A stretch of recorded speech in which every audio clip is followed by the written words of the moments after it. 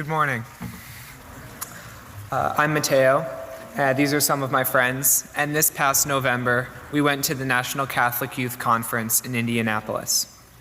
We would like to share a little bit about our experience with you now. I'm going to be perfectly honest. I don't know what compelled me to sign up for NCYC. Like many of you now, I didn't know much at all about what NCYC even was when I went into it.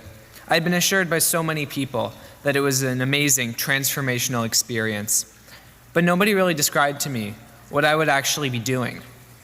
At the time, I thought, how could it be so difficult? Why can't they just give me a straight answer on what I'm getting myself into? But now I understand. After having gone to NCYC, I realize just how difficult it is to put the experience into words. But I'll try my best to give you an idea now. We did so many wonderful things at NCYC. We talked to the Pope, we listened to numerous great speakers, and a whole lot of other wonderful things. But that's not what I want to focus on. Because what I was not expecting, what stood out to me above all else, were the people. 16,000 youth came from all over, as far away as Hawaii and even Mexico, with one commonality: our faith and love of Jesus Christ. And that wasn't the only thing we shared. Every single person at NCYC was so deeply, genuinely, unapologetically excited to be there. And as a result of this, none of the 16,000 people I had never met before were strangers. We could and did have random conversations with people we had never met before, as if we had known them for years. It reminded us of a simple fact that is too often overlooked today.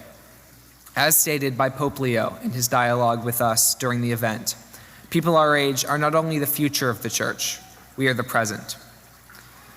Back home, we have a much smaller, but still wonderful, community of parish teens. But at NCYC, we were not only part of a huge church community, we were right next to people that were just like us. And from that stems the only way that I can find to even begin to define NCYC. NCYC was contagious. To be part of a huge church community, unified by faith, strengthened by excitement and joy. In that environment, it became impossible not to be filled with hope, with love, and with the Holy Spirit. That's what NCYC is. Not just an event in Indianapolis, a feeling, a state of mind, a wonderful, beautiful, perfect journey in faith. Now that you've heard from Mateo, you have an idea of what NCYC is: contagious faith, community, and fun. Over 3 days, we all had so many incredible experiences.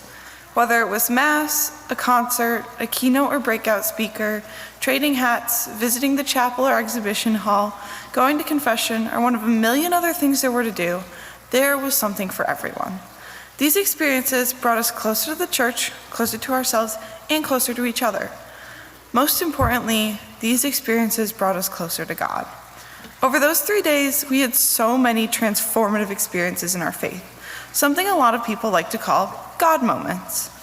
For many in our group, adoration was a particularly powerful experience.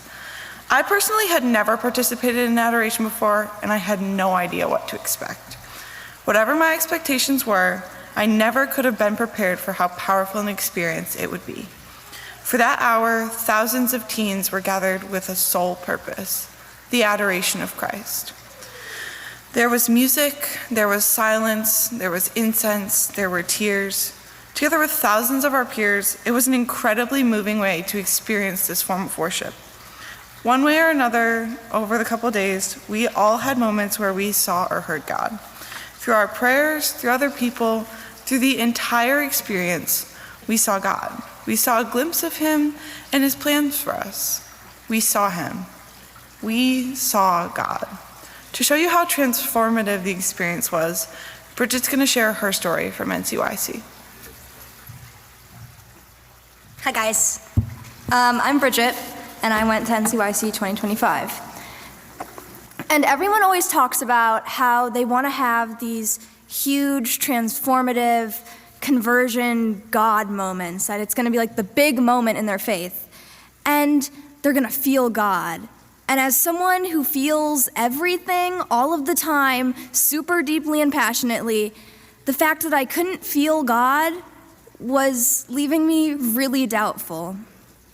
And adoration was the second night of NCYC, and we were right on the floor. And I watched as they brought Jesus into the center of the stadium. And as strangers, random teenagers, started kneeling and crying and praying, and I walked right up there to the center of the aisle to kneel down in front of Jesus. And I started to cry, and I was praying and sobbing, and honestly, I was begging because I wanted God to let me feel something. I cried with 16,000 teenagers behind me, and I cried when my friends from my parish came and knelt down next to me, and I cried when someone put a hand on my back. I just kept going, okay? And my problem I was having is that I wasn't crying out of this big, wonderful moment where I felt God and like this was my God moment. I was crying out of frustration because that wasn't what I was feeling at all. Over the next 2 days, we talked about how the church makes you think about these big God moments and they're gonna be your big conversion or whatever. But the truth is that that's not gonna happen for everyone. And for me, God revealed himself through other people. On the last day of NCYC after Mass, I stood up and I was really lightheaded and my knees were giving out. And I had one friend on my right and one friend on my left, and they were holding me up. And they were walking me out of the stadium when I felt like I couldn't stand. And I remember thinking, this is what God feels like. God is your friends holding you up when you can't walk. God knows your feelings and wants to help you. God is patient with you and your struggles, even when it kind of seems like you're trying to irritate him on purpose. And sometimes when you really need it, God will pick you up and carry you home or to the bus. So if you were to ask me if I had a big God moment at NCYC 2025, I would tell you no, but that's not really true because I did see God through other people. Thank you. This trip was transformative for so many of the youth in our church, ourselves included. I know I speak for our entire group when I say thank you so much for supporting this amazing opportunity. Your support has helped bring us closer to God, and we can never thank you enough for that. And for what you've been able to do, and the role you have played in all of our journeys in our faith. Thank you so much.